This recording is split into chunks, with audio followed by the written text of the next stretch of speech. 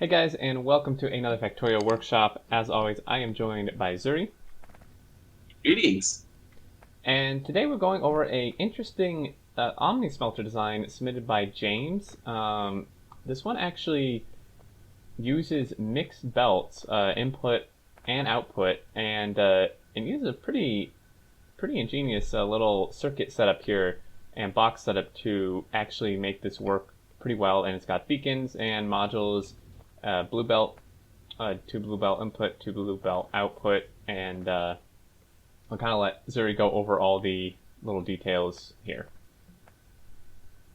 Well, I would change a little bit of this, but both of these inputs basically sum up all of the inputs for the smelter, and it detects if the belt's jammed, and if it is, it stops the input. Right. What I don't like is that the controller is a little too far back, and actually I found a really clever solution to this. I'm going to change the bottom one here to also turn on and off based on the same signal as this. So if A is less than 13, activate, and I'm going to rewire it. Okay.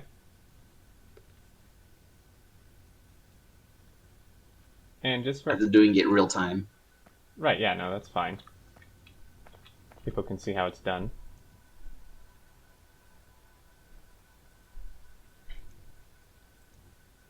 Right, so this bottom one now has the same condition essentially as this first one over here.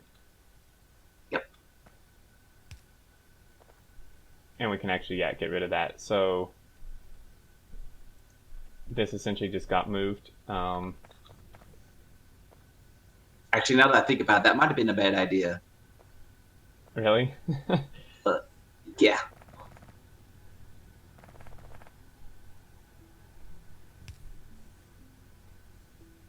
I mean, Oh well. I think it still works pretty well. So then these boxes are set up in a pretty cool way to arrange to make it so that the inserters really only grab exactly enough for like a recipe or a set of recipes for steel and stone brick at least. Yeah. That's one of my favorite things about this. So it'll add up together what's in the box and what's in its hand. And if that's less than 10, it'll swing. But if it hits 10, the input inserter will stop, so that there can only be 10 in the box at a time. And this other stack inserter, if there's 10 in the box, it can activate in exactly 10, which is great for both steel and stone, because that's 5 and 2 smelts. Right, exactly. So it goes in evenly, so you'll have, yeah, as you said, exact smelt amounts. And that stops the smelting jamming that a lot of mixed smelters have. A really clever way of using a box and inserter wired together and self-adding. Yeah, totally.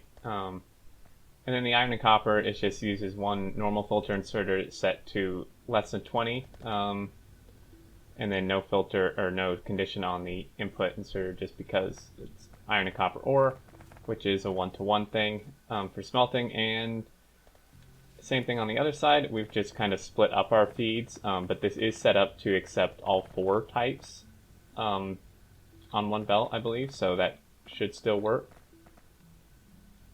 Yeah.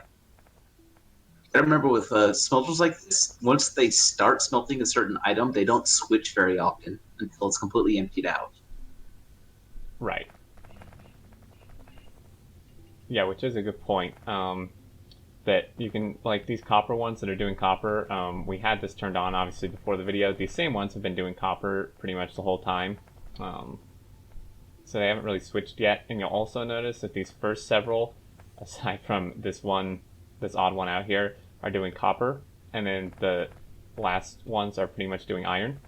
And that's just because of inserter behavior. Inserters prefer to grab from the close side of a belt first, unless there's obviously nothing there. So they're all grabbing the copper first since it's on the close side, and once it runs out, then they grab the iron.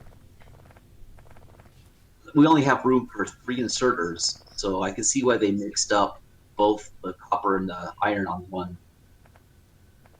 Yeah. But limits input so that you can never have, overflowed. Right, yeah, that's a good point. And then you would obviously need some sort of sorting at the end because, again, it is outputting mixed belts. You can see iron and copper here, and stone and steel here. This one's obviously not compressed because of the crafting time and such of stone, brick, and steel. And also, the input to output belt ratios, like 5-to-1 to steel and 2-to-1 to stone. Yeah, that as well. Good point. And then James, who submitted, had a question about, they asked why apparently their output belts were not getting fully compressed. However, ours are. This is like fully compressed, so really the only thing we can think of is that your input belts weren't compressed completely, because that's definitely possible.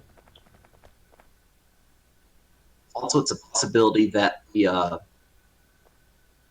feedback line, since the belt detector and the belt switch for input is so far apart, that it may be stopping it from being fully compressed input when there's a lot of feedback. Oh, yeah. Yeah, that's true as well. That's why I attempted to rewire this one down here the way I did, and I think it works. I'd have to test it to see if my little fix works or not. Right. Well, I mean, thinking about it, it makes sense. It's a lot closer, and I mean, there's just visually, there's no problems with it. So, I mean, overall, this is pretty cool. I mean, you said you liked Azuri, and generally you don't really like mixed belt stuff. Because it's a really difficult problem to solve, a lot of the input and sorting problems. But yeah, assuming you have a good sorter at the end of this, this is pretty clever. Yeah, for sure. Well, I think that's pretty much it. I mean, that pretty much covers it. Hopefully it gives you a good idea of how it works, and of course there'll be a blueprint in the description if you want to grab it. But yeah, do you have any last thoughts before we end it here, Zuri? Nope. Alrighty then. Well, that'll do it, guys. As always, thank you for watching. Do hope you enjoyed. Pretty interesting design here.